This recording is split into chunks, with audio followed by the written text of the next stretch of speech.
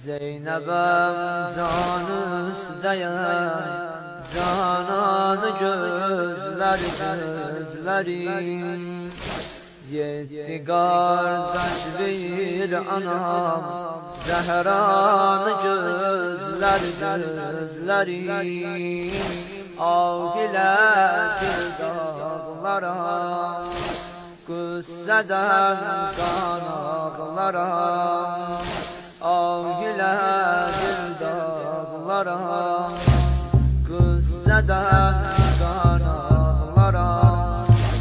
Ərz qıldı barilağa, yox dəxi məndən müştəriyəm qəlbidən, doymaz sevdimdən gözüm.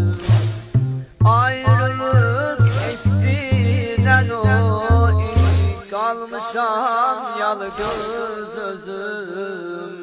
Neylerem dünyanın en müqban